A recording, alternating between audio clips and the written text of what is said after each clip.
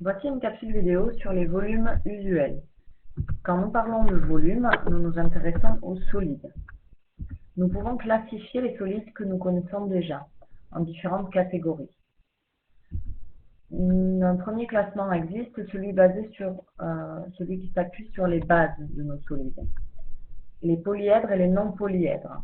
Un polyèdre est un solide dont les faces sont des polygones.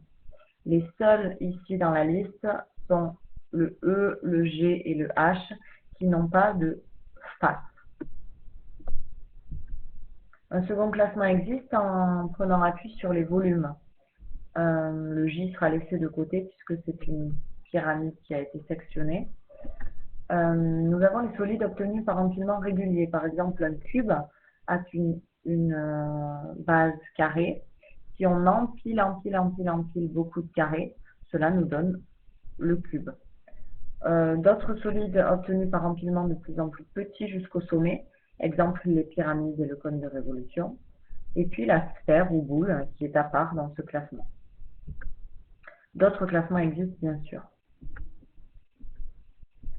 Nous allons nous intéresser aux sphères et aux boules et donner la définition. Une sphère est une surface constituée de tous les points situés à une même distance d'un centre. La distance est appelée le rayon.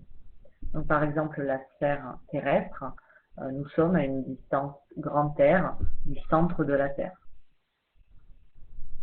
On appelle boule le solide constitué de tous les points qui sont à une distance inférieure ou égale à R, c'est-à-dire que c'est une sphère qui est, on pourrait dire, pleine. Nous allons donner une démonstration pour la formule de l'aire d'une sphère. Archimède avait énoncé la propriété suivante. L'aire latérale du cylindre est égale à celle de la sphère qu'il contient. Grâce à ça, on va pouvoir essayer de retrouver l'aire de la sphère. Voici le schéma ci-contre. Nous avons une sphère à l'intérieur d'un cylindre. Si nous regardons bien et que la sphère a pour rayon grand R, quelle est la hauteur H du cylindre? La hauteur du cylindre est égale à 2 fois le rayon. Rayon plus rayon, exactement le diamètre de la sphère. Voici un patron du cylindre de révolution. Nous allons, grâce à ça, essayer de trouver la surface latérale du cylindre. On rappelle que 2 fois pi fois rayon est le périmètre d'un des cercles de base du cylindre. Ce périmètre se retrouvant ici sur la longueur du rectangle de la surface latérale. Ici, nous avons la hauteur du cylindre. Finalement, nous pouvons écrire que l'aire latérale du cylindre, c'est longueur fois largeur du rectangle, c'est-à-dire 2 fois pi fois rayon, multiplié par la hauteur.